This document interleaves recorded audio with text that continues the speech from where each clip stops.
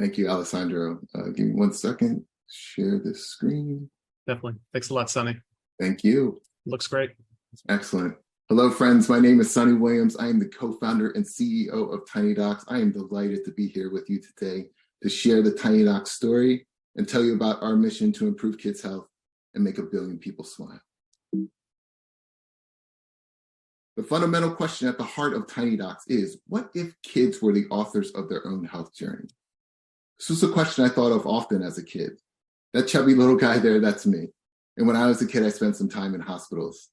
I had doctors who were smart, kind, and well-meaning, but frankly, not the best communicators. You see, they spoke in a doctorese that my young mind, frankly, just couldn't comprehend.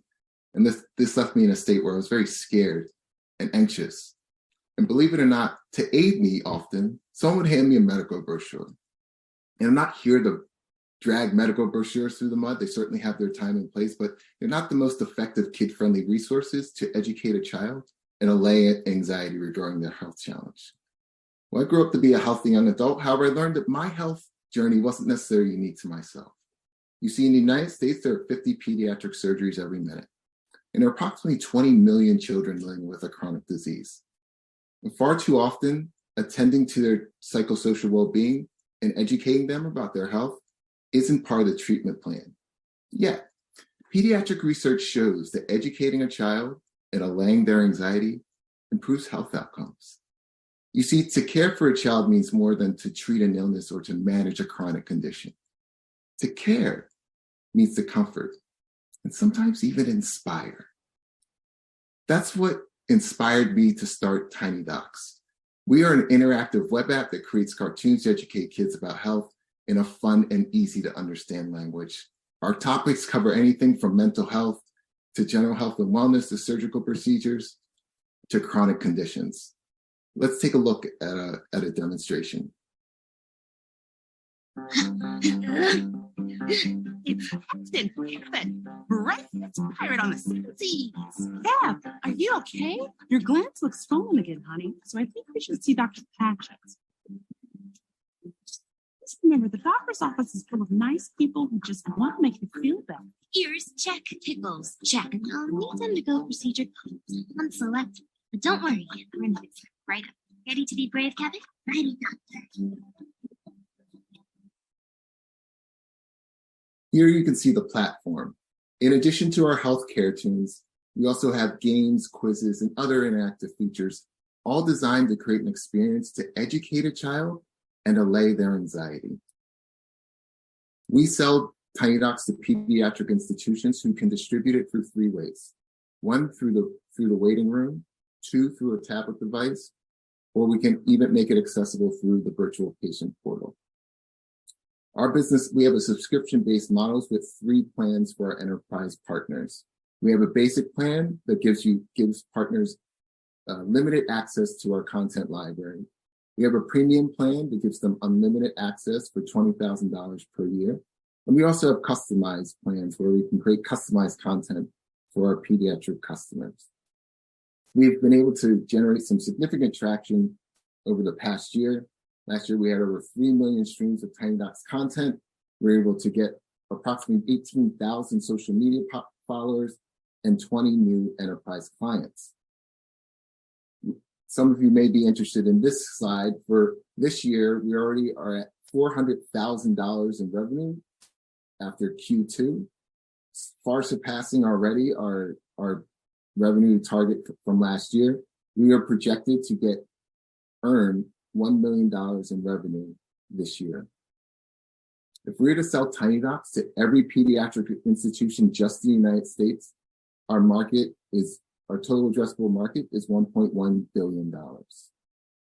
I'm very fortunate to lead an extraordinary team of individuals with backgrounds in education, software development, animation, design, and consultancy, and marketing. And we are supported by an extraordinary group of pediatric advisors who, with over 150 years of experience, they ensure that everything that we produce is medically sound and scientifically accurate.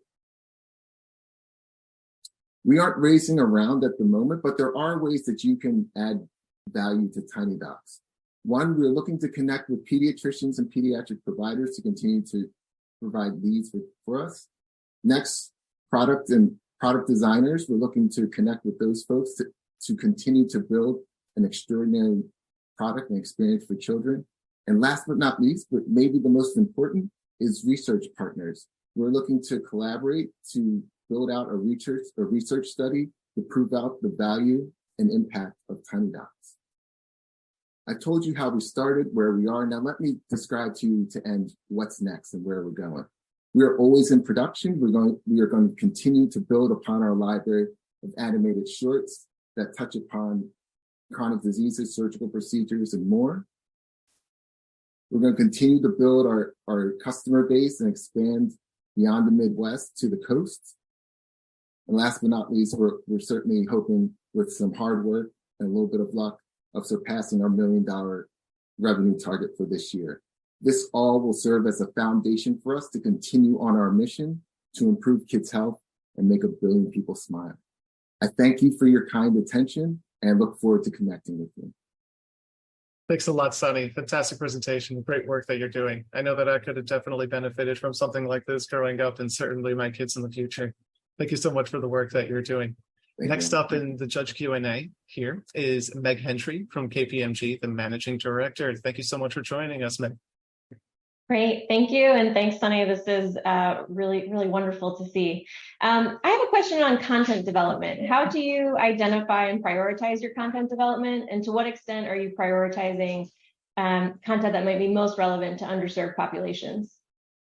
Yeah, so we work with our customers on the ground to see if they help us to kind of prioritize our production calendar.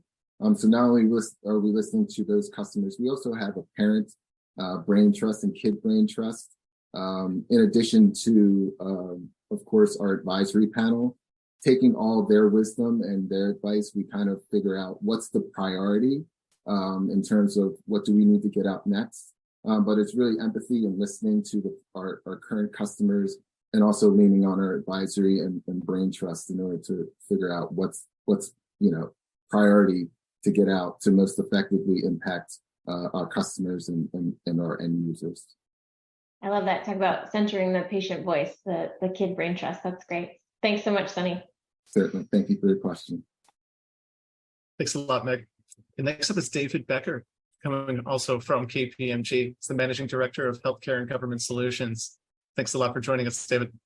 Thank you, Alessandro. And Sonny, thanks very much. This is really hits close to home. We have a local pediatrician who is known for, he used to put out CDs that would be for his patients, his young patients, talking about what all the different equipment is. And it's still our songs that we sing in our house today, just because they resonated and we were there a lot. But this is really great what you're doing. I'm curious to hear a little bit more about the actual experience, how the child or the parent will be able to access these videos, right? What is needed? Are they going to get these once they're admitted into the hospital? Is this something that's part of their onboarding? How do you envision them actually experiencing the Tiny Docs application at the right time? Certainly, thanks for that question. So I think there are actually two different answers. So we leave it up to the discretion and the wisdom of our customers, how they want to best distribute the Tiny Docs content to their patients. And that's through the waiting room, a tablet device that some providers like a pediatric nurse or a child life specialist have on them, or through the patient portal. What we've seen based on anecdotal evidence that we've received is that Tiny Docs is actually best consumed at home.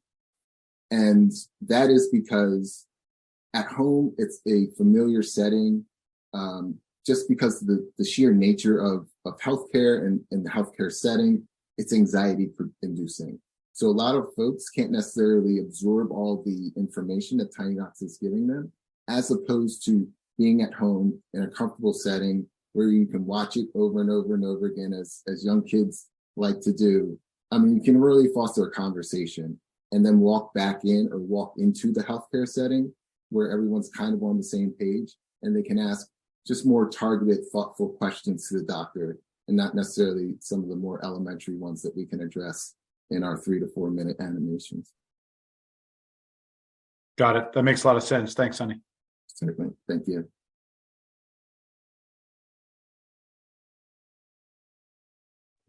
Sorry.